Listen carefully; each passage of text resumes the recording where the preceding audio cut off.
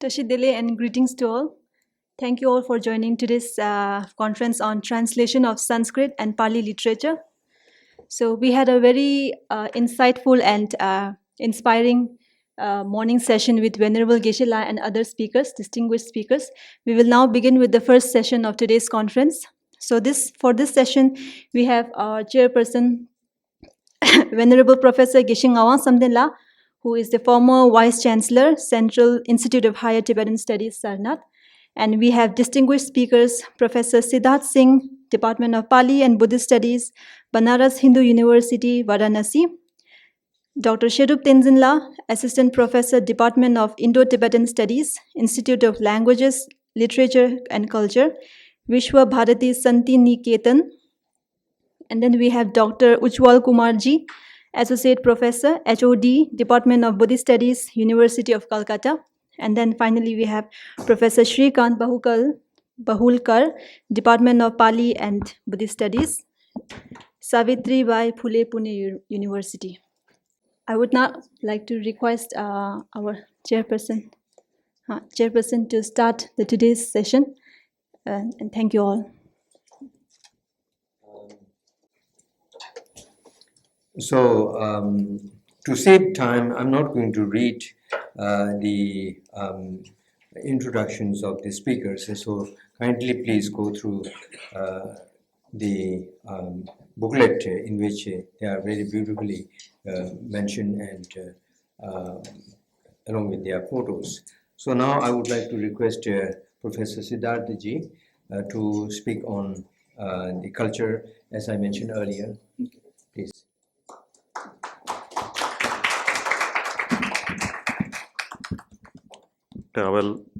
Namaste to all of you. Honorable Chair of the session, Professor Geshe Samdenla, Most Venerable Professor Geshe Dorji Damdul, Director, Tibet House, Professor Abhay Kumar Singh ji, Honorable Vice Chancellor, Nalanda University, Professor Pradeep Gokhale sir, Professor Bahulkar sir.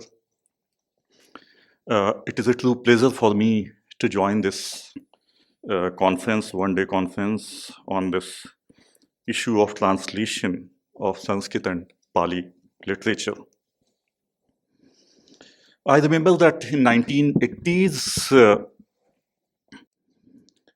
there was a publication called People's Publishing House, which used to publish entire Russian literature in Hindi.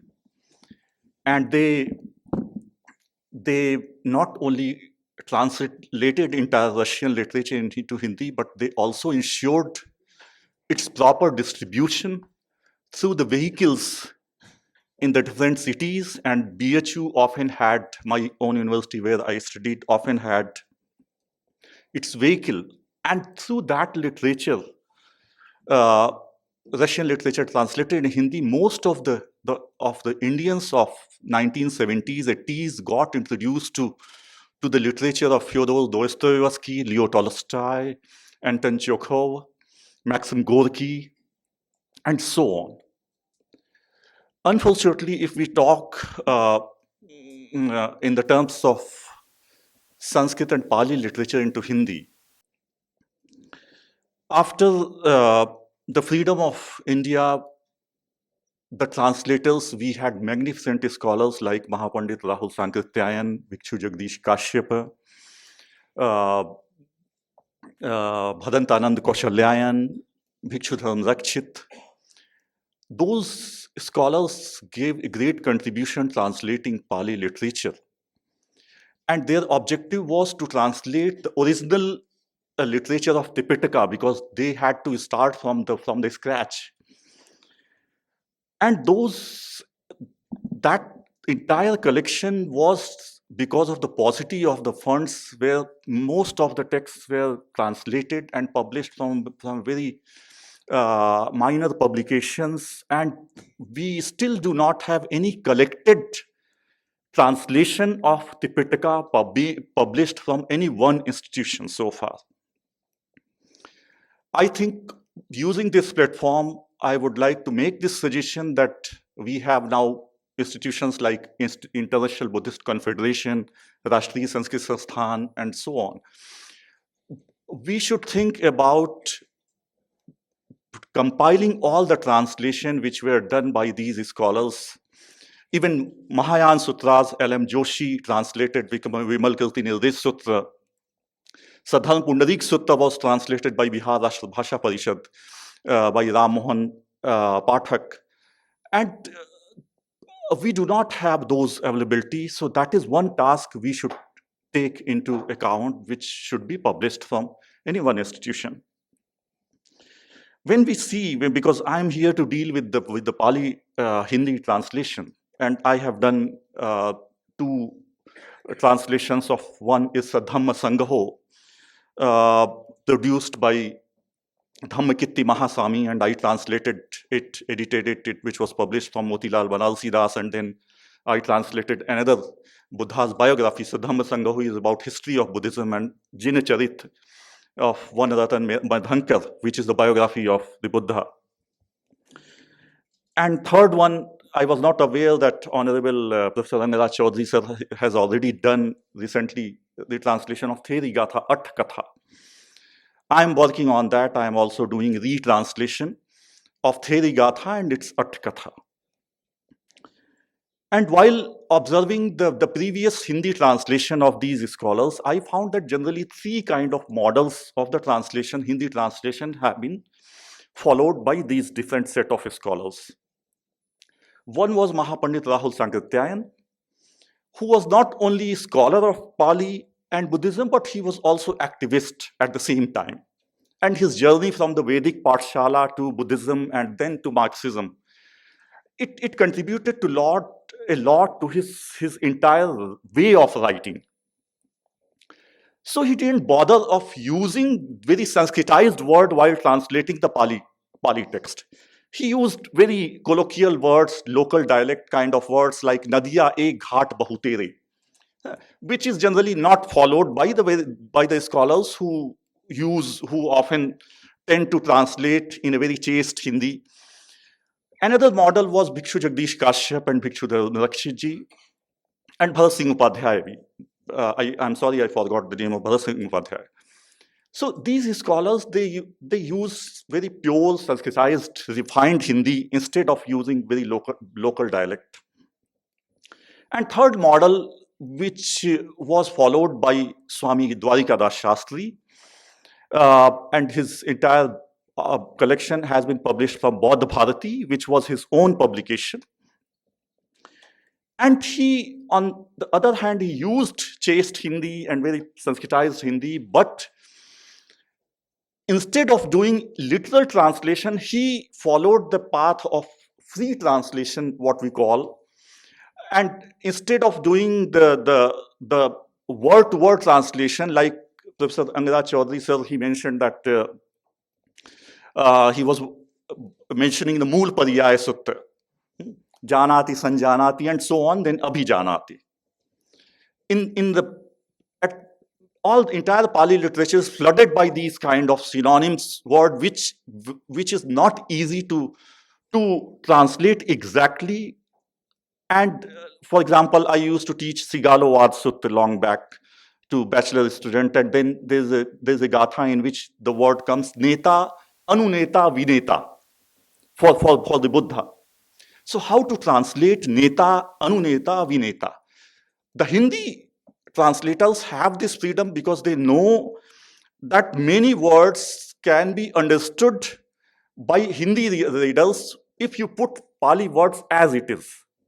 But it has been a big challenge for the translators who have done it in English. So Pali Text Society scholars and Sacred Book of East series or Harvard Oriental series, those scholars, they tried to translate each word and they put a lot of effort. Hindi translation is rather in that way that is less challenging because, for example, there is a gatha in Dhammapada. Appamado amatam padam, pamado machuno padam, appamatta namiyanti ye pamatta yathamata. Appamad. So appramad in Hindi, those who know good Hindi, they know that apramad, if you put the translation apramad or don't be apramadi, so it looks like enough itself. But in English, it was a challenge for those scholars, and apramad has been translated as thoughtfulness, mindfulness, indolence, vigilant, and so on. So those kind of challenges are less for the translators who have indulged in translating Pali literature into Hindi. But still, the two questions which, if I talk from the perspective of research methodology, historical research methodology, number one, we call in research methodology internal criticism and external criticism, two words, these two terms. External criticism is what should you select? What actually the Buddha taught?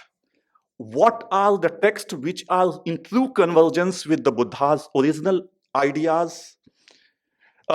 In the morning, Gokhale sir perhaps, or another scholar mentioned about Mool Madhyamik-Karika. So I remember that during my student life, I read Mool Madhyamik-Karika through the interpretation of the Chandrakirti's Prasannapada. And it had a certain way of interpretation, and it leads in one direction. Later, I read another translation of the David J. Kalupahana of Mool Madhyamik-Karika, which was based on the interpretation of Kumar Jiva. And he took entire Shunyavada of Mool Madhyamik-Karika to pure empiricism. So he had his own way of understanding philosophy and how the commentaries and how translations mold your idea, and how if you trick with the translation, so how the entire philosophy may be changed. That is one example. Another example we often know everywhere in the conferences, the slogan is there that be the light of yourself. Atta Deepo Bhava. Now it is wrongly being presented by Appa Deepo Bhava. Actually, Appa Deepo Bhava is never found in the Pali literature as far as my knowledge is there. So Atta Deepo Bhava, Radhakrishnan, Sarvapalli Radhakrishnan, he translated Dhammapada in English. And of course, in the Dhammapada's translation, he mentioned that Deepa, we know that Deepa can be translated as Dweep, island, as well as it is translated as a light. He mentioned about the island, but he chose, when he had to present Buddhism, he chose the light translation of that. And through Radhakrishnan, entire tradition of Indian philosophy scholars, including Chandradhar Sharma, C.D. Sharma, and many scholars, they followed that translation, and still it is being practiced. And later, I remember that Walpole Rahul challenged that idea, and he said that it is not light in that context. It is island. And Dhammapad At Katha mentioned about that, well, as Yatha Samuddam Samudde Sayam Patitham Katva Deepam Viharat. That like in the ocean, there's an island. It stands itself. In that way, you should do vihar, you should wander about like that island. So entire interpretation, entire philosophy by one correct translation, thanks because of the commentary, the entire notion is changed. Because when you do the light translation, it goes toward Upanishadic Brahma, philosophy of Brahma. There are so many parts, Aham Brahmasmi concept. And when you do the island, it goes towards the Buddhist philosophy. So there's a difference. The entire orientation by just one correct translation, it changes a lot in understanding the philosophy. So that is very important. Another thing, as a translator, I understand that there is another term in research methodology which is called methodological agnosticism. Methodological agnosticism is that you should be free from the bias when you are dealing with the subject. You should not do the translation to prove your thesis, but you should be honest with what text actually want to convey. So that is, and always translators have that choice. Translators have that choice of the having bias or having freedom from the bias. And other thing is that uh, if we talk in the terms of the syntax, in Hindi is also very flexible language. For example, there's a Buddha's last word, aniccavat sankhara. English translation, PTS translators, they have translated impermanent indeed is all the conditioned things. Now, Hindi translator has two choices at least. Anitya hai sanskar, if he has to follow the syntax. Anitya hai nischay hi sanskar. At other place, sabbe sankhara anicca word has come. You have So- 15 minutes. We have extended it because it is over 1 hour. We have time for Okay, the whole session. okay. Thanks a lot, sir. So I've got the notice of 2 minutes left. So we I'll can- try we to. can extend it. Okay, It's sir. communication Sir. between us. So in the translation,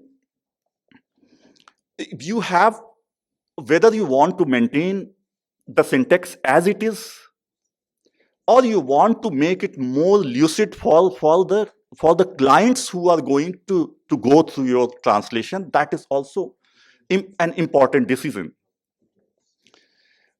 I remember that Milind Paiho has been translated by 3 scholars, Rhys Davids, and then I.B. Orner, and then Bhikkhu Pesal. 3 translations. Bhikkhu Pesal adopted the model of a lucid translation which should be understood by most of the common readers. And I.B. Orner and T.W. Rhys Davids, they followed the translation for the scholars and researchers. So every translation or translator also has that, should keep the clientele in his or her mind, that what kind of readers he or she is going to address. For me, it's an ideal translation, as because I deal with the academics. For me, the ideal translation is one which is honest with the literal translation, as well as which deals with the contextuality of the entire text. Because if you don't understand the contextuality, Professor Angara Chaudhary sir mentioned about that, the vipassana, the importance of vipassana, that if you realize it, when we deal with, I teach Abhidhammat Sangho also, and in Abhidhammat Sangho, there are 4 kind of planes, the meditation path, and Kama Vachar Chit is like, and after that Rupa Vachar, Arupa Vachar, and Lokottar. In Arupa Vachar, there are 4 stages. Akasa Naichayatan, the meditation on the infinite space, and so on. We teach that, but it is so difficult to understand without practicing it, that what is Neva Sanyana Sanyayatan. How to understand Vijnana, the meditation, concentration on the infinite consciousness. So those kind of things. So I would just conclude with 2, because I will take only one word, which is Nibbana. Yamakami Sogen, famous Japanese scholar, in his book, 6 Systems of Buddhistic Thought, at one place he has written that it is more difficult to explain Nibbana than to attain it. Because Nibbana, in entire Pali literature, it keeps on coming in Vibhanga. It comes as Dhuva, Sasat, Nitya, eternal, permanent, and it stands still, like which is Achyut, which is not movable. On the basis of that translation, I remember that many scholars, even of Buddhism, they portrayed Nibbana as something which is a positive, which has a positive existence. Even La de la Vele Pusi, in his lecture on Nirvana, he tried to compare Nirvana with paradise of the biblical, of the theology. But And on the other hand, when you find a gatha, achi yatha vatavegen khitto atham paleti na upeti sankham, evam muni nam kaya vimutto atham paleti na upeti sankham. Like a flame is blown out by the wind, so you cannot reckon it with. Similarly, Nibbana is like that. The Nibbana is once it is attained, and after that, so the difference between what we call in Abhidhamma Saupadhises Nibbana and Anupadhises Nibbana. In Sutta terminology, Nibbana and Parinibbana. The Gathas are mentioning only Nibbana. If you do not understand that which kind of Nibbana it is trying to convey, so you will always be confused that what is the final message of this Gatha. So with these words, I'm grateful to all of you for your kind patience to attend my speech, and I'm grateful to the chair and Tibet House for inviting me. Thanks a lot. Thank you very much, Professor Siddharth, bringing out certain critical thoughts and the issues of translation. Now I would like to request Dr. Shedup Tenzin on translation of Tibetan literature from Sanskrit, its significance and translation methodology. You have 15 minutes. Now you will get the chits before 3 minutes from the moderator.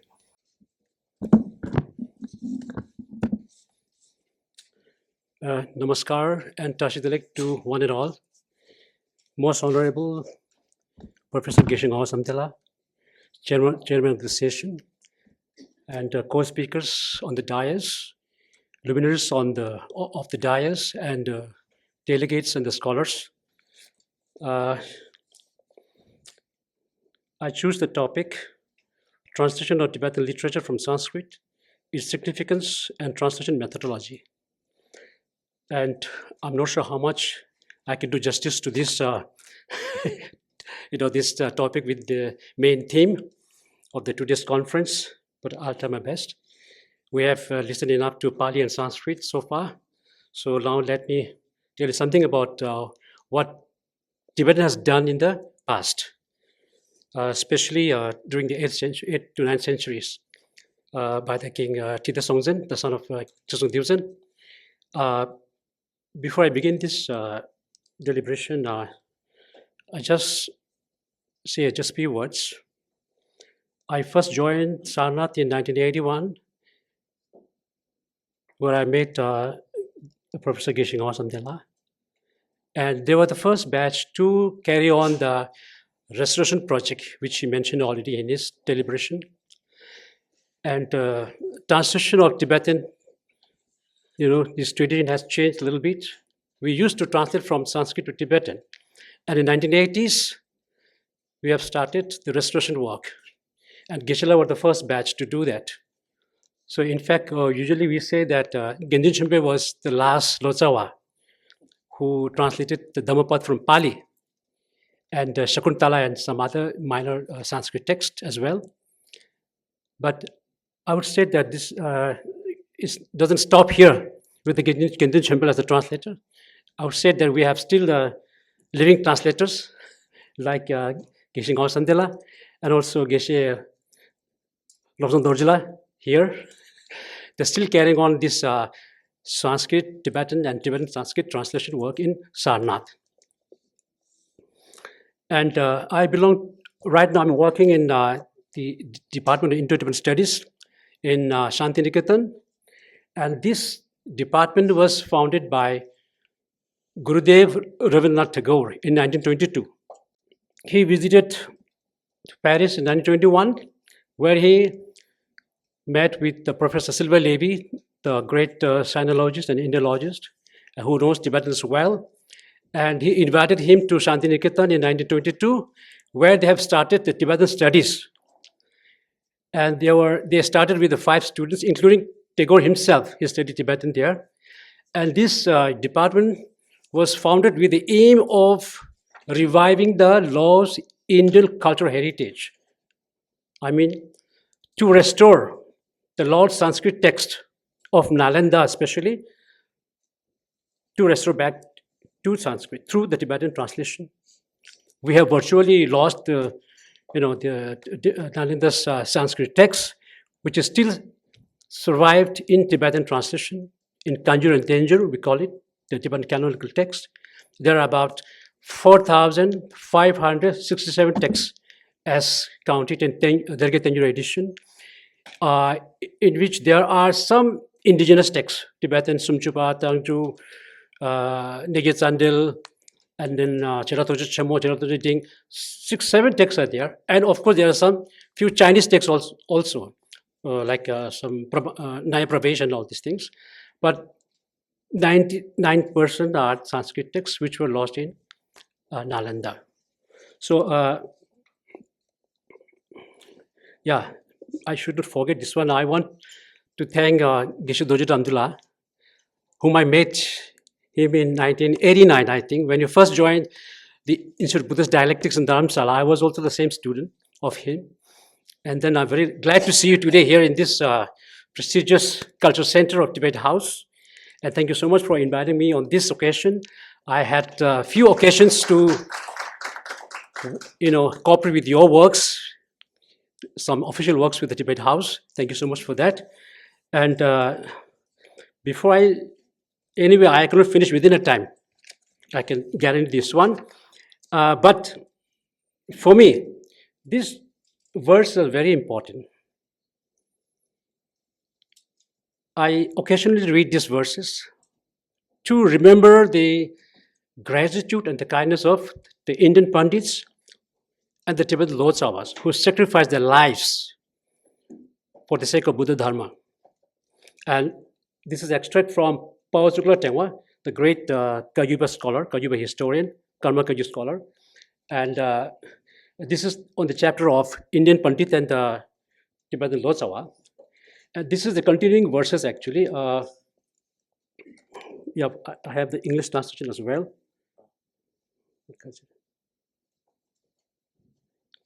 Just let me read out this first. So we can see two scripts here. One is Ujjwal, one is Ume. Pawa Tsukla Tengwa Chunchun Kebe Gatunle, Tejir Loben Tamba Tenamgi, Luso Longchu Jeba Lentongtu, Sangor Puyang, Chazum Kalakir, Puyu Mongbe Mimbakusen Ne, Yangda Chuginawa Gezeba, Puyu Chembe, Loben Tamjela, Gatin Tempe, Takto Chagios. So this is my loose translation of this verse. It's really very important to remember about this Indian Pandit and Tibetan Lodsawa. So actually, this is the last portion of the the verses. There are a few more verses before these lines. So the translation would be like, therefore, even the entire Tibetan all over Tibet sacrificed their lives thousands of times and made the offering to Indian Pandits and Tibetan Lodsawas. These may not even equal a slightest to repay their 100 billion kindness and gratitude. Having eliminated all the darkness of delusions of Tibet, illuminate with the light of perfect Dharma to the entire Indian Pandits and Lodsawas who visited Tibet. I always bow down with remembering their kindness. So, this is my favorite verses I used to recite occasionally. Yeah, I just picked two sections of this lecture. One is just the introduction. I don't think I don't need to read all these lines, but just actually skip some of the lines. The first quarter of the 7th century AD marked the watershed in the history of Tibetan Buddhist culture, religion, and literature. This epoch-making period witnessed the beginning of Indo-Tibetan cultural contact initiated by the Tibetan King Songtsen Gampo of Yalung dynasty. Under the royal patronage of King Songtsen Gampo, Thunmi Samboda, along with a team of Indian and Chinese scholars, carried out the first ever translation project of Sanskrit Tibetan Buddhist texts in the 7th century AD. In the history of Tibetan language and literature, 7th century AD is the period when Sanskrit literature begins to influence into the Tibetan language and literature, which lasts till the 17th century AD. In the following 8th, 9th, and 11th centuries, the project on updating, standardization of orthography, archaic terms and terminology was taking place, which in the Tibetan history is probably known as Kechesum, which were finalized by the Lotsawa, were declared by the kings to be strictly followed henceforth by all the Lotsawas. This is called Keche. Until the appearance of Sakya Pandita, apart from few Chinese astrological, Sanskrit grammatical, and Ayurvedic works, the translation works were mainly focused on Buddhist philosophical texts rather than Sanskrit secular literature. The era of Sakya Pandita may be regarded as the renaissance of Tibetan literature because it was he who pioneered and popularized the other secular Sanskrit literatures into the Tibetan literary world in the 13th century AD. Balabhadra, Gokulnath Mishra, and Darbal Lotsawa Ngamal Phuntsok, under the aegis of 5th Dalai Lama, translated Saraswati Vaikarana. Darbal Lotsawa was responsible for introducing and popularizing the study of Saraswati Vaikarana in Tibet, the tradition of which is extant till today. The Tibetan scholar Taranatha also translated the Saraswati Vaikarana in collaboration with the Indian master Krishna Bhatta. Darbal Lotsawa also translated Panini Vaikarana into Tibetan and composed the commentary to it in 1658. The 49 major and minor Sanskrit grammatical texts were translated into Tibetan by the Indian Pandit and Tibetan Lotsawas, which are all incorporated in Tibetan canonical text Tenzin. In brief, the long process of Indo-Tibetan cultural relationship eventually led to the production of voluminous corpus of Indo-Tibetan literature known as Kanjur and Tenzin. So now the main section come here. With regard to the translation methodology, not based on my own experience, but the based on Madhya Abhyutpatti. That's a very important lexicography compiled during the King Tshogten, who is the son of Tshogten Tenzin.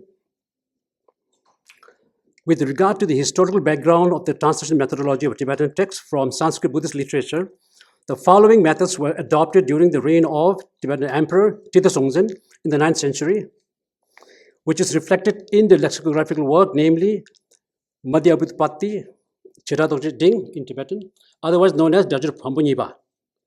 This Sanskrit Tibetan lexicon, Madhya Abhyutpatti, was used as a reference for translating Buddhist Sanskrit classics into Tibetan language during the earliest period of Buddhism in Tibet. Madhya Abhyutpatti comprises of two sections, namely the first section. The first section deals with the date of Keche. The first section deals with the date of Keche, this is the royal decree. Brief notes on historical events took place during those days and the translation methodology. Number two, section two. The second section is the descriptive glossary, which contains not merely the equivalence of Sanskrit terms, but also the philosophical interpretation to 414 of the entries available in Mahabhyutpatti, Chiratoje, which runs into 9,565 lexical entries and divided into 277 chapters. With regard to the first section, the author suggests certain rules and methods to be followed by Lotsawas related to translation methods. The three important points related to translation methods declared in the first section of the Madhya Abhyutpatti. During the reign of Emperor Tenzin in the 9th century, a great deal of Sanskrit Buddhist scriptures was translated into Tibetan. In the process of framing the translation methodology, the following three important factors came into being and made them mandatory for Lotsawa to follow while carrying out translation. They are namely, rules of Sanskrit grammar should strictly maintain while translating.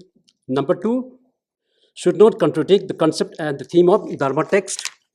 And number three, translation should be comprehensible and easily understood by the Tibetan.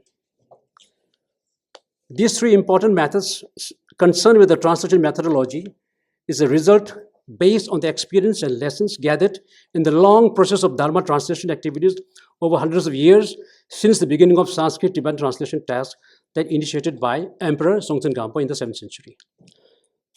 Though the first Keche was conducted during the Emperor Tshogten's rule, nevertheless, there occurred several inconsistencies in philosophical concept, grammatical rules are not followed strictly, a great deal of newly coined vocabularies and phrases has entered in the Tibetan lexicon. Keeping these matters in view, the second Keche was conducted, in which the committee proposed certain criteria to be followed unanimously by all the Lotsawas while carrying out the translation. Hence, the above mentioned three important factors came into existence. As a result of these, the Madhya Vyutpatti serves as the manual of translation methodology for the future Tibetan Lotsawa since then. This paved the new way for upgrading the quality and quantity of translation and has greatly inspired the translation activity. Now comes the three principal methods of translation. The following three methods have been adopted according to the Madhya Vyutpatti. Methods number one, that is Tengyur, we call, method of meaning translation. With regard to the method of meaning translation, it is the translation of particular words which one can be able to comprehend the meaning clearly even in Tibetan language by maintaining the actual meaning of the Sanskrit words. In other words, in this method, the certain criteria must fulfill, that is, one must strictly follow the grammatical rules, should not contradict with the concept of grammar text, able to demonstrate accurately the essential theme of the verses or passages. For example, yoga is translated as nil jur in Tibetan, whereas nil is not available in Sanskrit. It's just simply jorwa. Yoga is jorwa. But in order to clarify the meaning to the Tibetan student, Lotsawa have added the extra word like nil. Then similarly, like a sattva, sempa, taupahapa, which means brave. This is also added by the Lotsawa. And in the case of Gelong also, only long is there, mendicant. If you said long, in Tibetan, it simply means beggar. So in order to avoid this confusion, they add ge. So these types of things are there. So anyway, I'll jump to next, otherwise I'm running out short of time. The second one is Thegur, that's literal translation. Unlike the method of meaning translation, the literal translation provides the word-to-word translation of the Sanskrit word. For example, pragya, Shedup. Pragya is translated as Shedup in Tibetan. Here the prefix pra is translated as rap and gya as she. It should be rapshe. But as the Sanskrit and Tibetan are the two distinct linguistic families, the syntactical sequence between the two languages may vary. Hence, there are a number of cases where Sanskrit words are translated in the reverse way in Tibetan. Such is the case with the word pragya. Instead of rapshe, it is translated as sherup. Another example is Chatur Arya Satya is translated as Bhagavad Dembashi in Tibetan instead of Shi Bhagavad Demba. But there are also cases where the Sanskrit words are translated in a sequential manner. For example, Shamatha and Vipassana is translated as Shi, Shine and Laktung. Shama, Shi, Tha, Ne. Shine. So this is literal and translated in a sequential way. So, then the third one is which means retaining the Sanskrit words as it is, like we do all the mantra chanting in Sanskrit, like Om Mani Padme Hum, Om Abhyajar. This is all Sanskrit, yeah. Only Tibetanized form, that one. So with regard to the retaining Sanskrit word in Tibetan translation, the Central Committee of Translators, during the Thidu time, they have formed the special committee called Chumdin de Jeringlu Dunsa in Tibetan. Okay, from 7th century till 8th century, they have translated without kind of any criteria to be based. So during that time, Thidu time, they have compiled a dictionary called Mahavyutpatti and Madhya Vyutpatti. So in the Madhya Vyutpatti, so these things are mentioned there, the method of translation. And these things have become a manual for Tibetan Lotsawas. So, decided that if the Sanskrit words are translated into Tibetan may cause more complicated than intelligible, are not encouraged to translate. Rather, these words should be transcribed in Tibetan. For example, the proper noun like Padma, Utpal, Chandan, Champaka, Pundarika, Kumuda, Malika, Nagrota, Indra, Neela, Varanasi, Ganga. I just pronounce like an Indian actual pronunciation. But in Tibetan, they say Pema, Upe, Tenzin, Tibetan's form of this pronunciation.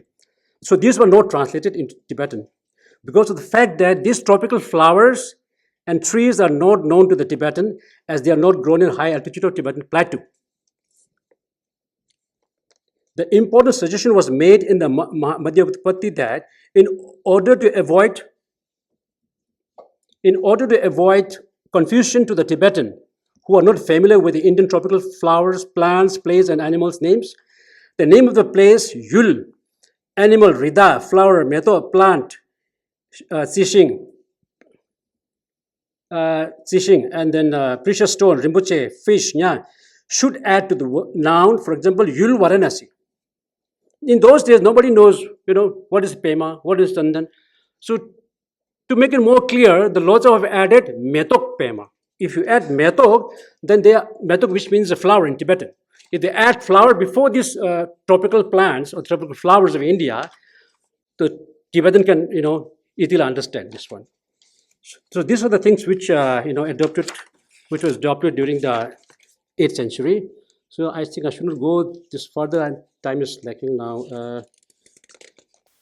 Before the 8th century, we can see the spelling like that, the Indian the terms. Like Guru, we put Ha there in order to make more clear sound of, Sanskrit. Though it is not a proper way of transliterating. So after, I think, during the time of this Thita Songtsen, it was standardized. So we should follow this side, Guru. But in Tibetan, they read like a Tibetan style, and they say Kuru. So it shouldn't be Kuru. They might read Kuru, if there's no prefix. So they, this side you can see all the, the root letters are prefixed with a Ha to make sound more closer to the Sanskrit. That's why they make it like this. Anyway, now, one thing I want to find out, I think Gisela can also, I think it is a Maudgaliana, the stack letter, Nga and Ga. But we find the corrupted spelling like Mongolpu. It should be more. Nga is, the structure looks like a Tha. So that got our mistake.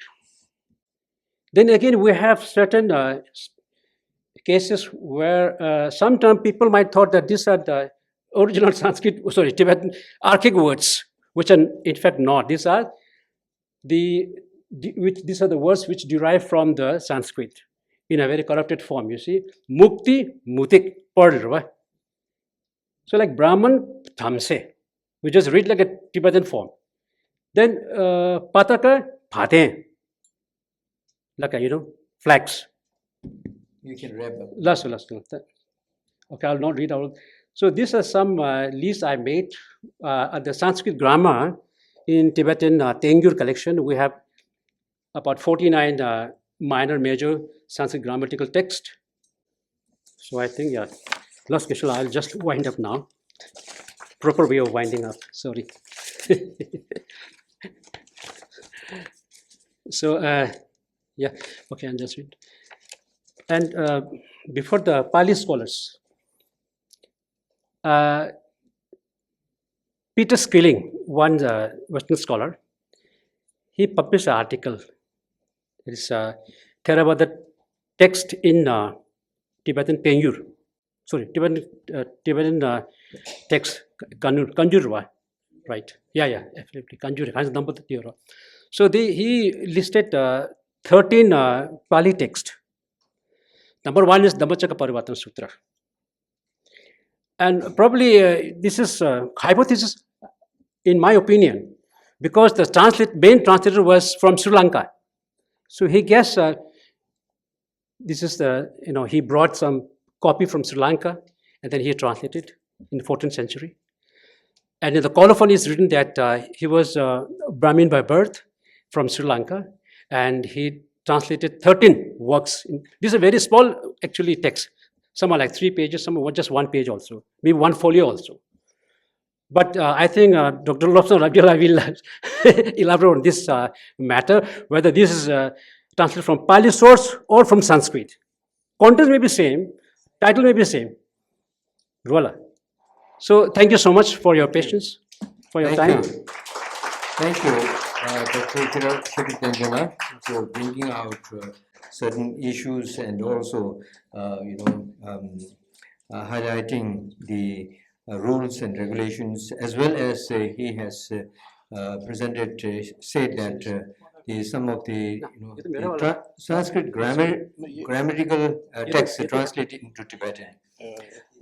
For your kind information, there are some Sanskrit grammar, which are not known to Indian, the current Sanskrit scholars and also Sanskrit grammarians. Like, for example, the Manjushri Vyakarana is one thing, and then Chandra Vyakarana is also not known to the Indian, the mainstream Indian grammarians. So therefore, these are some of the very important kind of texts which are still lying in Tibetan version. So thank you very much, Dr. Shedup Tenzin. Now I'm inviting Dr. Ujjwal Kumarji, tracing the path, the 1,800 years journey of the theŠaḍgatikārikā, from Sanskrit to Chinese, Tibetan, Pali, French, English, Bengali, and Hindi translations. Dr. Ujjwal Kumarji. Thank you, Chairman Sir. My two teachers on the dais, teachers of the dais, scholars, and learned audience. Just one line in Hindi कि जैसे आपका भाग्य आदमी का भाग्य होता है, उसी तरह से ग्रंथों का भी भाग्य होता है. कुछ ग्रंथ बार बार ट्रांसलेट होते हैं, पढ़े जाते हैं, लिखे जाते हैं, और कुछ ग्रंथ बहुत महत्वपूर्ण होने के बावजूद भी वो दरकिनार हो जाता है. आप बहुत अच्छे स्कॉलर हैं, बहुत अच्छे एकेडमिशियंस हैं, लेकिन आप सिस्टम से दरकिनार कर दिए जाएंगे. हर चीज़ का एक भाग्य होता है, समय होता है. The text which I am going to discuss here is theŠaḍgatikārikā. Let me say a few words about the text. This text is talking about the 6 realms. Here, gati means, made of this root gam, to go or to move. But in this context, the text is discussing about the 6 realms. These 6 realms are Niraya, Tirakshan, Pret, Asur, Manusya, and Deva. In Buddhist traditions, we have different point of view. Like in Theravada Buddhism, especially in Pali traditions, they follow only 5 gatis. And also some Sravakayan traditions, they follow 6 gatis. In Mahayana also, sometimes they follow 5 gatis, and sometimes they follow the 6 gatis. So this text is discussing about the 6 gati system, and as I have mentioned in the introduction itself, that this text was translated into different languages. Though I pretend that this text was written in Sanskrit, because the original source I have right now in Sanskrit, but still I am not quite sure. Might be this text was written in some Sandhvi language nearby the Sindhu Pradesh, but the available source we have is only the Sanskrit. And this text was associated with a very great Indian master, Aswaghosh. In one of the manuscripts found by Silva Levy from Nepal Darbar Library in 1928, this colophon is mentioned there. Arya Sadharma Samrupasthan Mahayana Sutrantra Samakrishta Mahapandit Aswaghoshena theŠaḍgatikārikā samapta. So from this colophon, we know that this text is written by the Aswaghosh. But in the writings of Aswaghosh, always you will not find 6 gatis. Most of the time, he used 5 gatis. So the scholars have opinion that this text was not written down by the Aswaghosh itself. In order to popularize the text, this text was associated with Aswaghosh.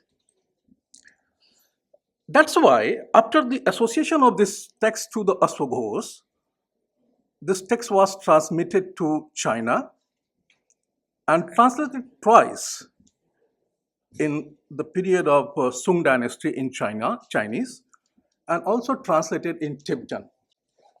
The first Chinese translation was done by Faten Dharamdev, and this person was from Nalanda, this Dharamdev, around 1973 or 80. And then second translation was translated by Suryasha. Further, this theŠaḍgatikārikā was translated into Tibetan in the name title as Sadharma Samriti Prasthan Karika by Dharmakara or Devarakshit. I think most of the audience is here from Tibetan, and this seminar is going on in the Tibetan house, so it would be better to speak few more words about the Tibetan translation. Though I am not the scholar of Tibetan, I don't know Tibetan, I don't know Chinese, but with few references, I am just citing you here in order to maybe do some collaborative work to produce this text with Tibetan, manuscripts. According to Tibetan translation colophon, the text is known as Sadharma Samriti Prasthan Karika. The translation was compiled by the Indian Upadhyay, Dharamkar, and the Mahasansodhak.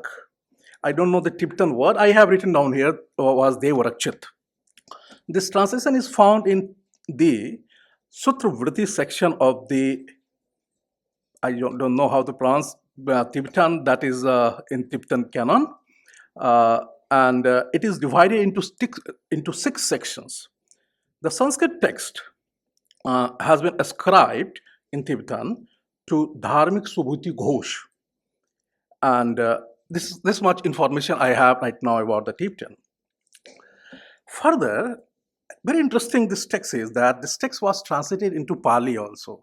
I mean, the Sanskrit text was translated into Pali around 1300 AD or before that.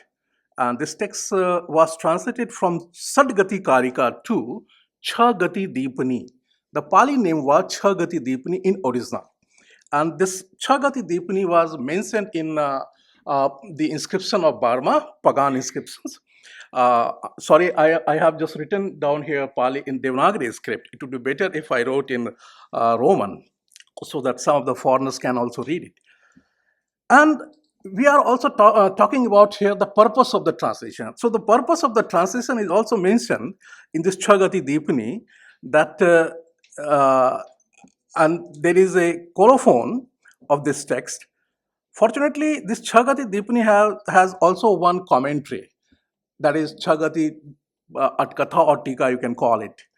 And the commentary is available only in Khmer script from Cambodia. And this text, theṣaḍgatidīpani, is only available in Khmer script. From Khmer script, I have translated it, and this is the line that Saddham Sati Pathan Sutato Jin Uttato Panditena Asaghosena Dipita theṣaḍgatidīpani Sahi Sakat Bhasahi Dipita Durannaya Sad Satthan Avinyay Dipantara Nivasinam Ititam Parivattetva Magdhanam Nirutya Hitay Mandpayanam Bhasitamam Nayadhuna. The translator said that the Saddham Sati Pathan Sutta was spoken by the Buddha, and the theṣaḍgatidīpani was composed by the learned Asaghosh. It was difficult to publish it in Sanskrit, as the inhabitants of the island, that is Burma, Myanmar, were unfamiliar with the Sanskrit language. Therefore, I translated it into Magadhi to assist those of limited intellect. Here the author has very clearly mentioned about the purpose of the translation of this text. And this text was translated as theṣaḍgatidīpani. But as you know that in Pali tradition, we don't have 6 gatis. There are only 5 gatis. So that was against the system of the Theravāda. So what to do? They have re-edited the text. And they re-edited and renamed the same text to add something more, verses. And the text was known as Panchagati Deepani. So this text was re-edited from Chagati Deepni to Panchagati Deepni, and this is the differences that they did. That they have a -1 chapter from the Saḍgatikārikā, Chagati Deepni, that is the Asur Kand, and they put this Asur Kand into the Pret Kand, and in this way they have make a new text that is called Panchagati Deepni. As I told in the beginning that the text has also a bhagya. So this text was first time discovered by M. Leon Fir. Fir was a librarian in France, and he was posted in Cambodia, and he went through the manuscript of this Panchagati Deepni. And before the publication of the Pali text, he translated the text in French and published it in 1883. And after that, he published the original Pali text in 1884 in PTS Journal. When I was a student in Banaras Hindu University doing my masters, I went through the PTS Journal due to my Guruji, because they have just purchased under the fund of Center of Buddhist Studies. And from that time, in 2002 or 3, I was working on this text until I am working on this text. So the Fir published this text in Pali edition, and the theṣaḍgatikārikā entered into India through PTS Journal as Panchagati Deepni. So that was the journey of this text. And by mistake, till today, people understand that this text, Pali text, is the original text as Panchagati Deepni. But that was not the case. Fortunately, in around 1886, Russian scholar Miniev found the manuscript of Chagati Deepni in Burma. Unfortunately, he didn't worked on it. He didn't publish on it, and even the manuscript is also lost. Recently, I checked this manuscript in London library, and the manuscript name is mentioned, but full manuscript is not there, and that's why we didn't know about the Chagati Deepni. Further, Paul Muss, one very great scholar, student of Silva Levi, he edited this theṣaḍgatikārikā and published a French text in 1939, La Lumière sur les six voies, the illumination of the six paths. And first time in 1939, Muss edited this theṣaḍgatikārikā along with the Chinese and Tibetan translation. And he knew about that this text was also available in Pali. Unfortunately, the manuscript with Silva Levi had not the first 21st verses of Saḍgatikārikā. So the Muss, he translated Panchagati Deepni into Sanskrit in order to complete the Saḍgatikārikā text in his French edition. And in 1983, again, the one most development was that the Hazelwood published the English translation of Fir edition. And later on, very interesting story is here, that this manuscript of Silva Levi reached to Sant Rakshit Library of Sarnath. And late Professor Banarsi Lal reported that manuscript in The Journal in 2008. And he mentioned about this Saḍgatikārikā. And he also mentioned that I knew about the edition of Saḍgatikārikā in French, in Pali, in Chinese, but he has no clue about that, because this Muss text is not available in any Indian library. Very unfortunate, our library, we are very poor in library. In India, you don't find out any manuscript in library. Only 3 minutes, my goodness. So let's come to the point about the translation. How the Pali translator translate the text from Sanskrit to Pali. For your reference here, I have just mentioned the Tibetan. I don't know Tibetan, but for the reference of Tibet House, I have just mentioned these Tibetan lines. So just see this Pali from Sanskrit. The first approach was that they have just verbatim they translate. That is called the shadow translation. I mean same Sanskrit and Pali. Like the line is Vyagra Marzar Gomayu Rich Grid Vrikadya Jayante Prit Mansada Krodhana Matsranara.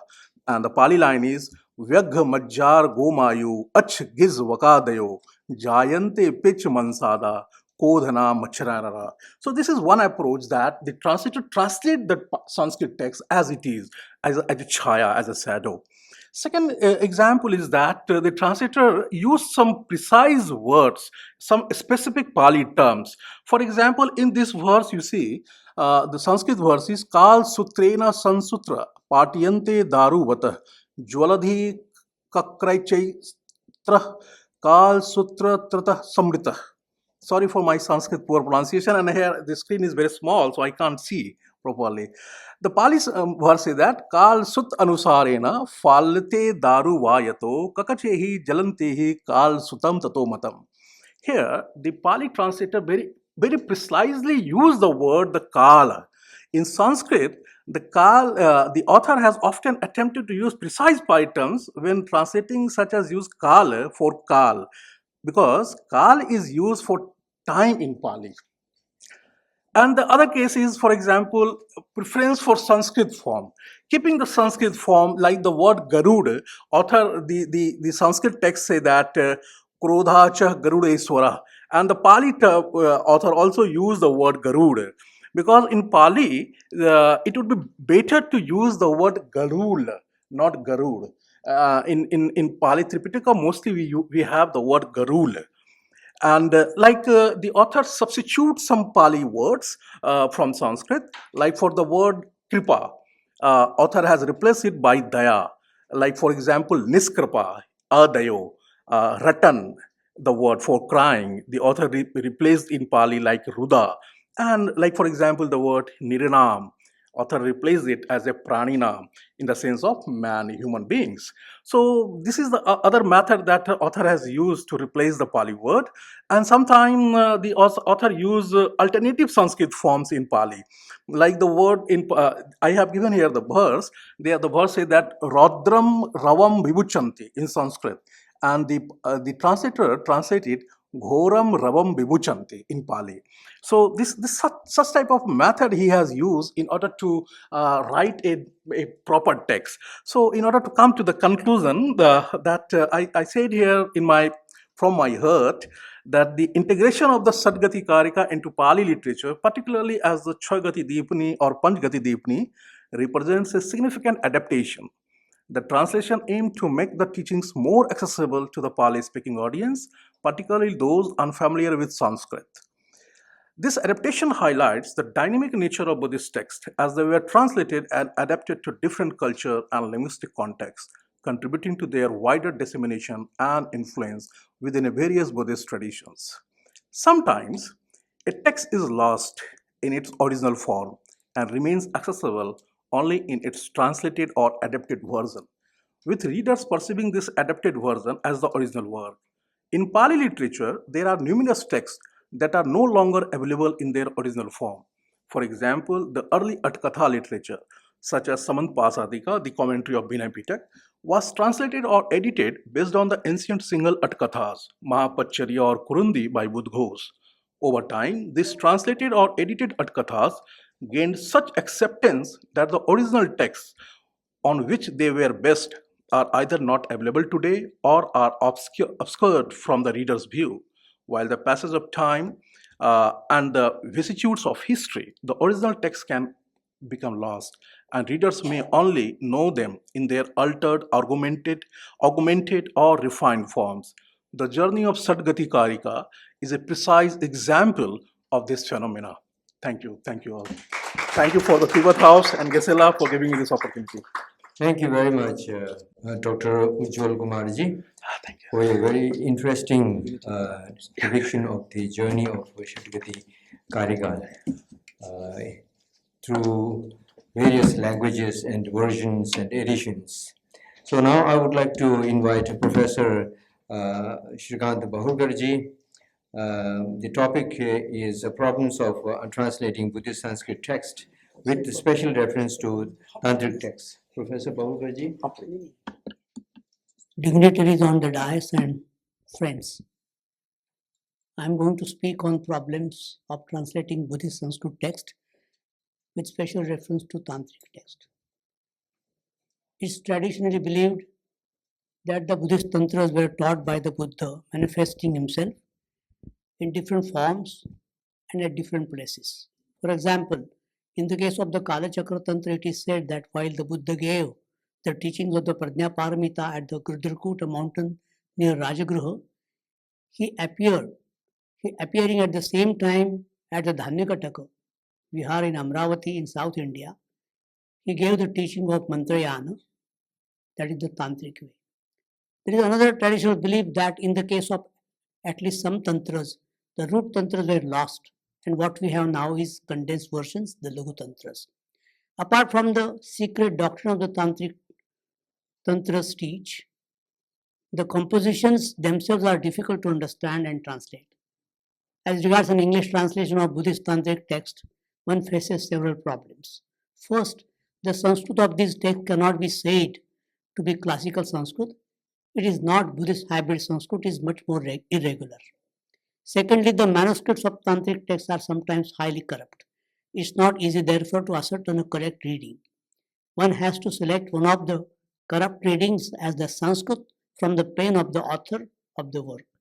Thirdly, the Tibetan translation of the Tantric texts help us understand the probable meaning of the text concerned. However, at times, these translations are also defective as they are based on one of the corrupt manuscripts and the understanding of the translator. Sometimes there is no question of a corrupt text as it is well preserved in the Tibetan translation. The text is clear. However, it can be understood only with a traditional explanation offered by the commentaries. In this connection, I would like to refer to D.L. Snellgrove, who has attempted to set an example of editing such a work. He prepared a critical edition of the Sanskrit text of Hevajra Tantra, along with its Tibetan translation available in Kanjur, and also offered an English translation of that work. Pointing out the peculiarity of the Sanskrit text of the Hevajra, he states, I quote, more than 100 lines are quite irregular, and although they clearly represent shlokas of a kind, it is impossible to see how many of them can ever have been anything but irregular. Thus, where there is a choice of reading, the original one is by no means the one that would permit correct translation. Likewise, in the case of grammar and syntax, there seems to be complete carelessness in the matter of endings and irregularities of a kind that would be insufficiently explained by the ignorance of scribes, unquote. In his review article on Snellgrove's edition, A. Wayman remarks, I again quote, thus an editor of a Buddhist Sanskrit manuscript uses the Tibetan translation for predicting the words and syntax of the original, and I believe that it is a better description of what Snellgrove actually did.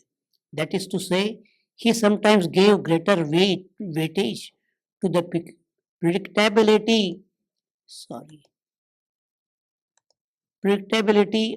of the original Sanskrit words on the basis of Tibetan translation than he gave to the words he actually found them in the three manuscripts of which he made primary use, unquote. In his remarks on editing the Samorodaya Tantra, Suda criticizes Snellgrove for having reversed the editing process and for having excessively relied upon the Tibetan materials. However, he too assumes that the original text of the Samorodaya Tantra or any other Tantra was imperfect. He assumes that the author of the Samorodaya had an intention to write a good Sanskrit. It appears that the so-called author of the Tantra, with all his good intention, produced a work which did not follow the rules of classical Sanskrit grammar. Suda further explains, the author intended to write the Samorodaya Tantra in grammatically correct Sanskrit, but when he felt difficulty in establishing a correct meter, he gave priority to meter, especially to the fifth, sixth, and seventh syllable, or more exactly the fourth, the third, and the second syllable from the last, respectively, of each pada of shloka, and consequently introduced various kinds of grammatical distortion, unquote. These distortions are mainly observed in the case of metrical passages where the rules of prosody are ignored. The authors of the metrical passages would not bother much if the meter becomes defective with 1 or 2 syllables less or in excess. As an example, I now intend to discuss a verse from the Hevajra Tantra and the difficulties one finds while translating it. Hasitanchekshanabhyantu alingam dvandvakaistatha tantrenapi chaturnaancha sandhya bhashan na shabditam. It is to be noted that Snellgrove, the editor and translator, used the 3 manuscripts as I said. Out of them, 2 manuscripts A and C has the reading Alingyam and manuscript C omits the passage. It means that Snellgrove has slightly amended the text. The Tibetan has a literal translation. Gotang tawa daggitang kyutang dejin ni nyani ki gyukyang nampa shinamski gongspe keni madakpa. Sorry for my bad pronunciation of Tibetan. Snellgrove translates, as for the smile, the gaze, the embrace and the union, even by the tantras, the secret language of these 4 is not mentioned. On this translation, Snellgrove comments, I quote, each of these stages representing the 4 consecrations is identified one of the 4 classes of tantras. The confusion of the grammatical endings scarcely permits a sure translation, unquote. As Snellgrove rightly points out, the case endings of the words hasita, ikshana, alinga and dvandvaka create a problem for a translator. Further, the words tantrena and chaturnaam also add to the confusion because tantrena is instrumental and chaturnaam is genitive. Snellgrove seems to connect the word sandhya bhasham with chaturnaam and translate the passage accordingly. Now, as mentioned before, the case endings of the words hasita etc. do not convey a proper meaning. On this verse, the commentary Yogaratnamala has the following glosses. Hasita ityadina atiguhyatamaha chaturnamiti kriyacharya yoga yogottaranamiti na shabditam na kathitam. I translate. By the word smile and so on, the speaker Vajragarbha speaks of the extreme secrecy of the 4 means the 4 tantras, namely Kriyacharya, Yoga and Yogottara. Not mentioned means not told. It may be said that the gloss is not much of help in correcting the erroneous readings of the verse. However, it rightly explains the word Chaturnam as Kriyacharya, Yoga and Yogottaranam, Tantranam. Another commentary, Hevajra Panjika Muktavali explains Atiguyatamaha and so on. According to the commentary, the secret language Sandhya Bhasha is not mentioned by the 4 tantras, namely the Kriyacharya, Yoga and Yogottara, but the tantras falling in the category of the Yoga Niruttara alone. The interpretation conveys a better sense of that verse. The commentary mentions the 5 instead of commonly known 4 classes of tantras. These 5 classes have also been mentioned in Yoga Ratnamala in its gloss on the word Sarva Tantra Nayam. It says Sarva Mantra Nayam iti, not Tantra, Sarva Mantra Nayam iti Kriyacharya Yoga Yogottara Yoga Niruttara Bhedena. The explanation given by this commentary does not add much to that found in the Yoga Ratnamala. However, the gloss is important as it has preserved a better reading, Hasita Prekshanabhyam and Alingan Dvandvakais Tatha.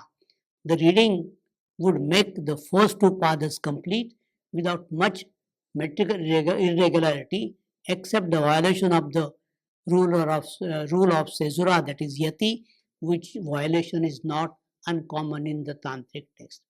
Moreover, this verse is also found elsewhere in the Buddhist Tantric text. For example, Rahasya commentary on the Vasanta Tilaka quotes the verse with some variant reading.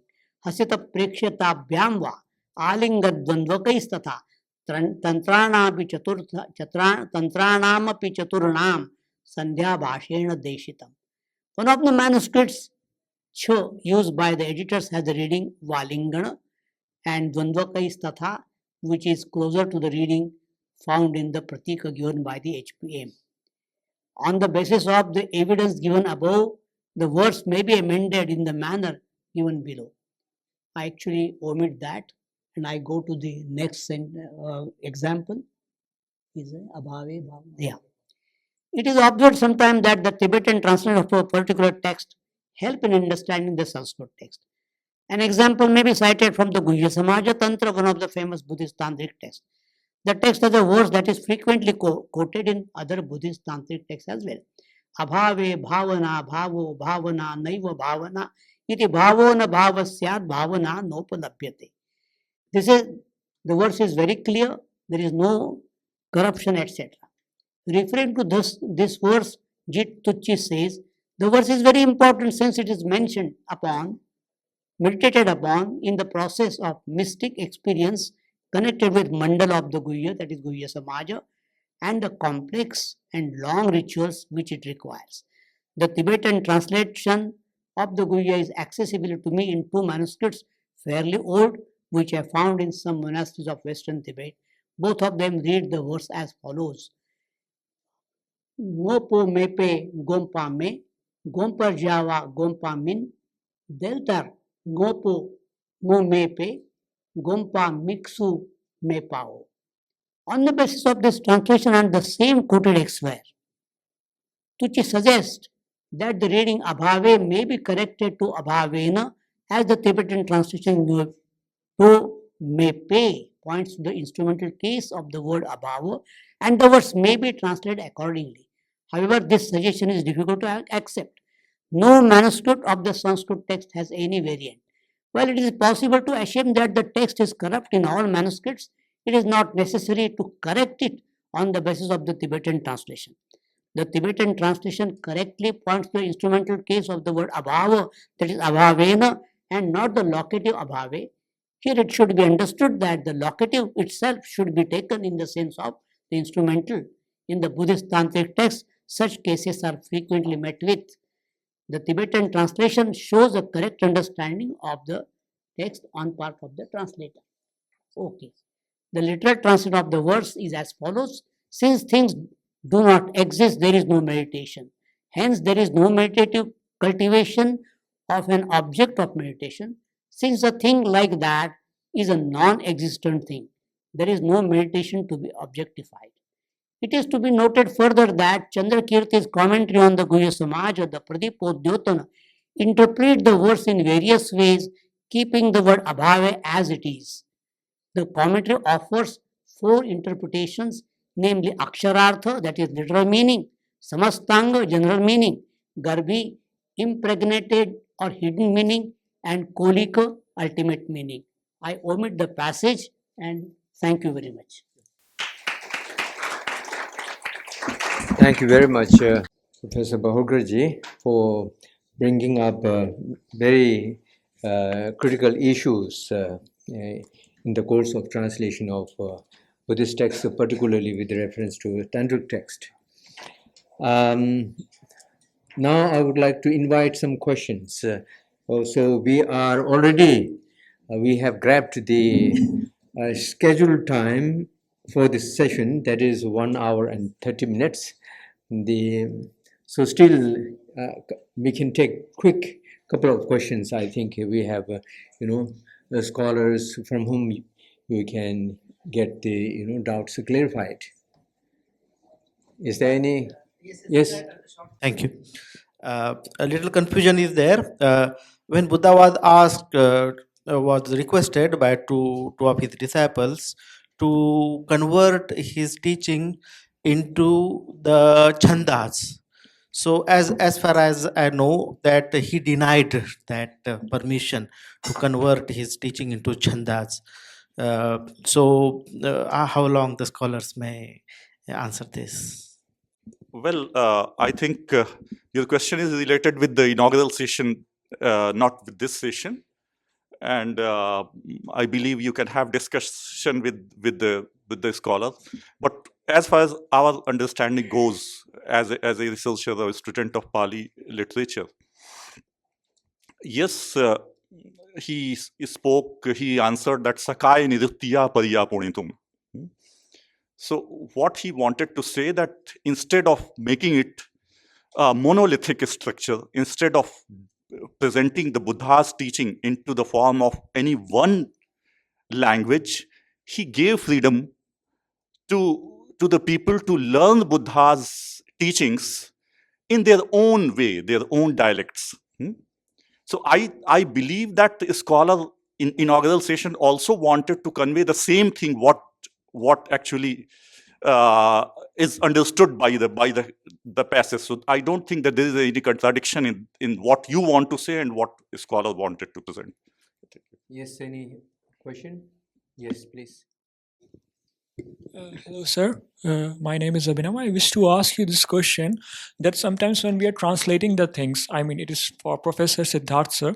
So sometimes when we are translating the things, it is a problem. It is a very genuine problem that what we wish to convey to the people.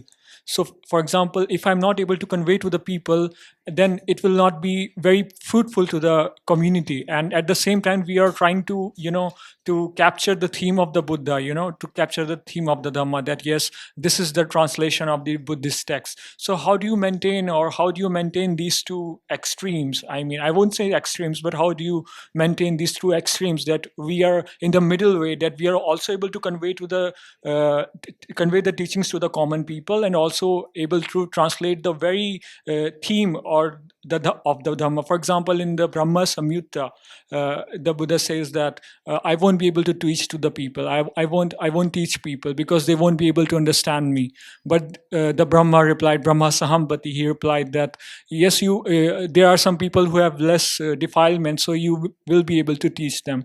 They will be able to understand you. So how can the translators maintain this? That we are able to even translate the things, the theme of the correct theme of the Buddha, and also to convey to the people, because sometimes people don't understand. Hindi, you always have a lot of choice in while choosing the local Indian words. I'm not talking of Hindi only, Bengali or Tamil or whatever. So and as well as in English, as I mentioned, that same apamada in Hindi, at least we are much more closer to Pali, so that's why you can either use alasya or alasya rahitata for apramad. You can also use apramad. You can leave apramad word as it is. From apamad Pali, you can just translate in apramad as Hindi. In English, you have many other options, and same is the case with all the languages. Now, as I mentioned, that you have to choose your clientele, that who is going to read your translation. In that clientele also, you will always have the choice of the words, that whether you want to leave with the little Sanskritized word, or you want to leave with the little rather relatively easier Hindi words. If you may have gone through the translation of Abhidhammat Sangho by Ram Shankar Tripathi ji and Bhanan Trevadhamma, that is one way, extremely difficult.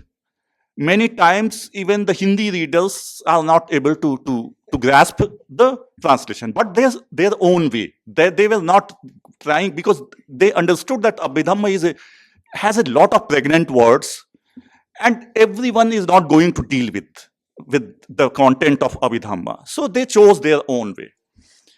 In English also, you have the example of Narathera. He used very simple.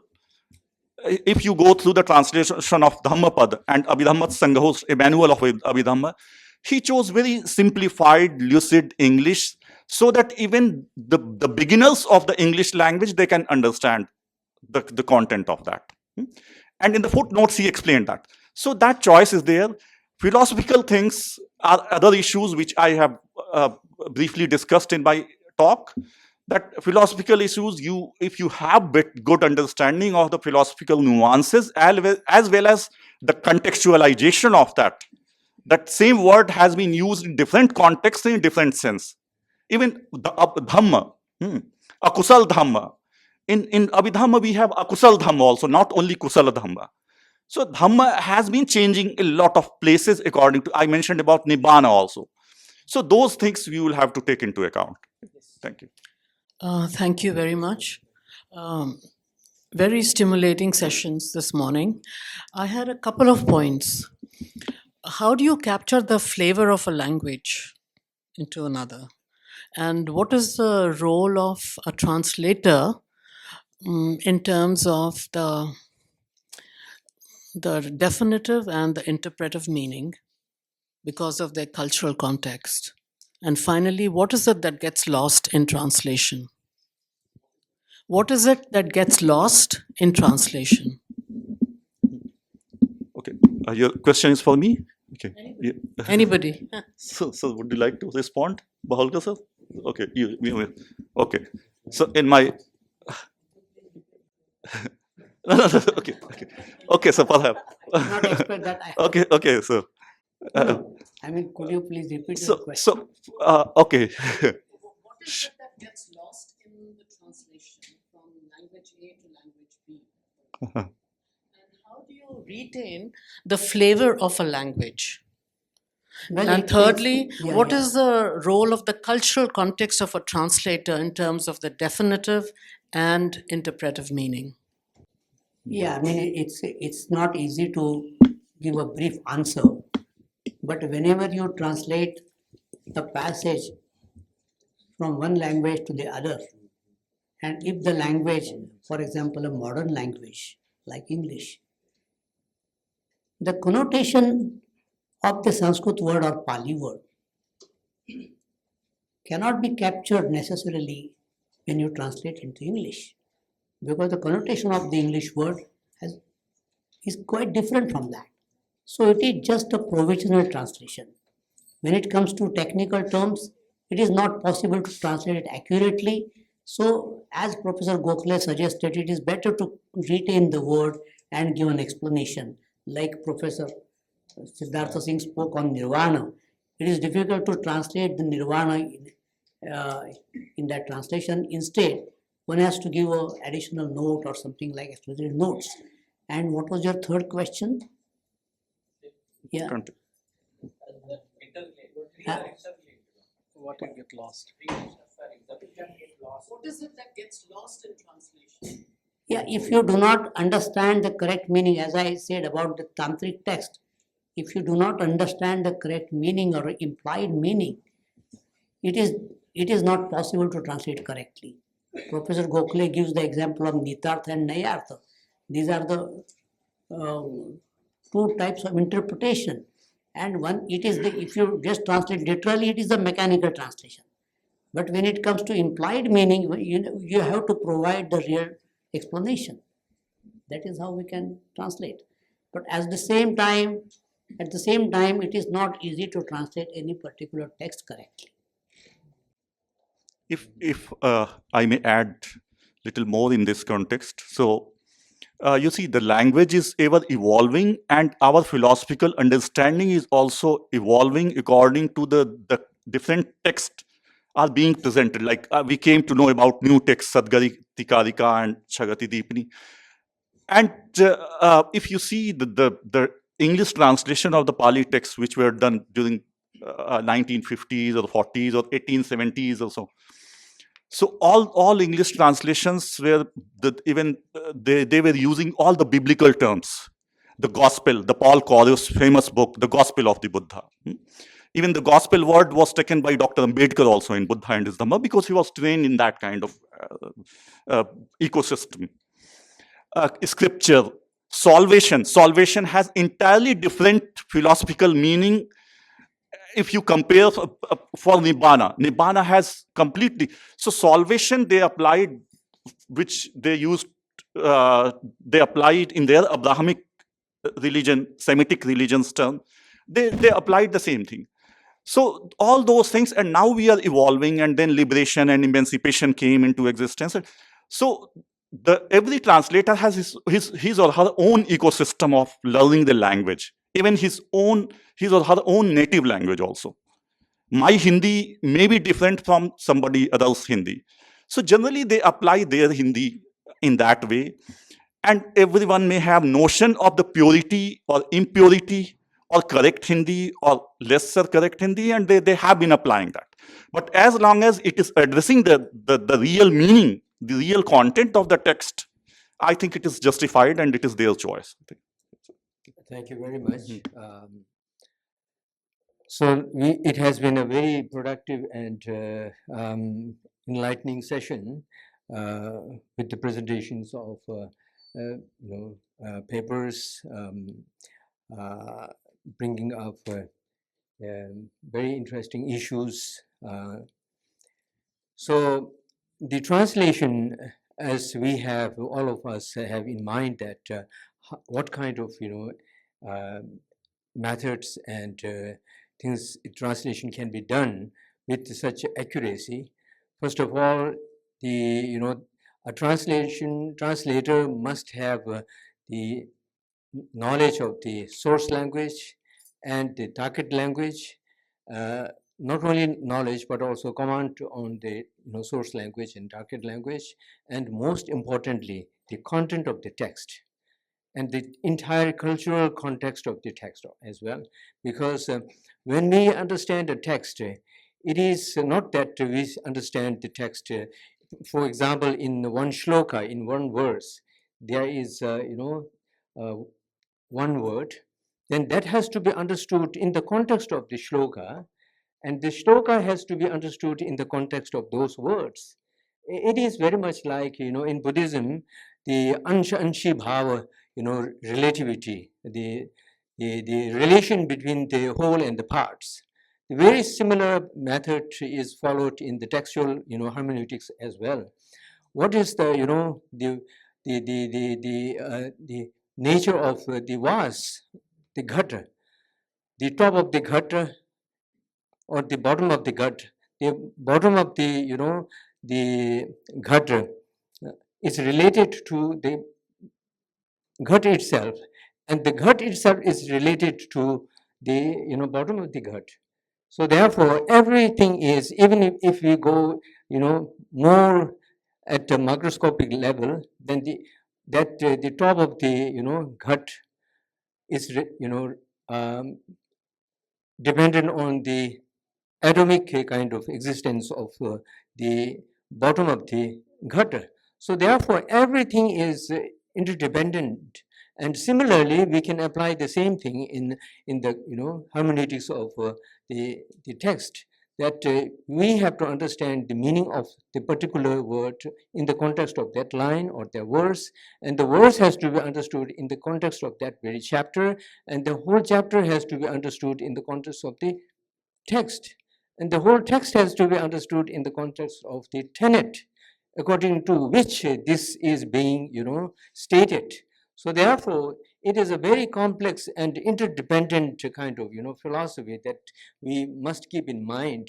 There is no such solidified or reified kind of a particular entity called a word which carries all its meaning with itself. When it appears in the text, then it must be seen as a kind of solidified or reified or absolute meaning, absolute word with with a meaning. So everything has to be understood from different context in relation to its the text lines and whole context. So therefore, and the reader also has to reader, in order to get the correct meaning of the text, if it is translated correctly, then the reader also need to be educated in order to reach to that level of the text. And then only one can read it properly, get the meaning properly. That is why the texts are studied again and again and again to reach to the level of the author's understanding. And that is how the textual understanding and has to be understood, and and which is related to the bhavana and the realization. So it is really very important to understand the whole kind of system of understanding the text, whole system of the text. And there is a literal the Shabda Shastra, and then the the Bhava Shastra, and then there is a Shastra related Shastra, that can be understood in the context of the whole culture, right? So it is not that simple.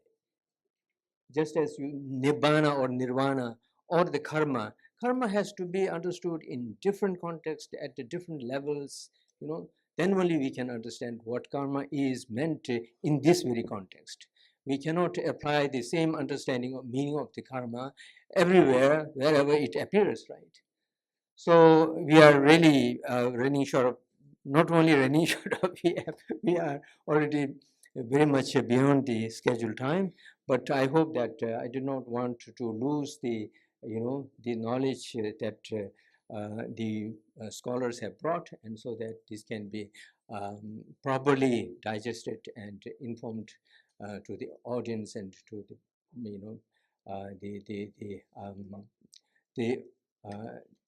to others, people who have scholars who are present here. So I very much thank Professor Bahulkar ji, Professor Siddharth ji, and Professor Ujjwal ji for having a wonderful presentation, thoughtful, and who have worked very hard to bring these very important issues, which can be a food for thought for many times to come. Thank you very much.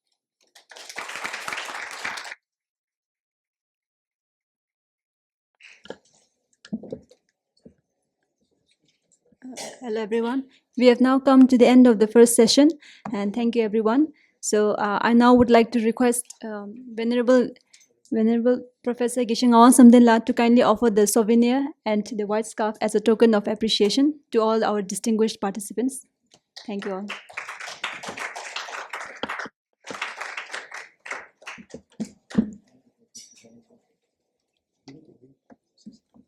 First, Dr. Ujjwal Kumar ji.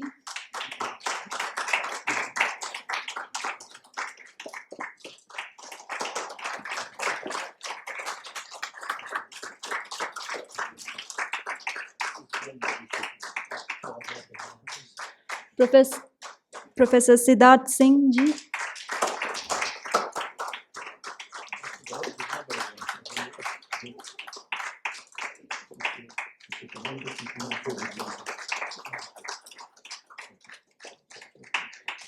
And finally, Professor Shrikant Bahulkar ji.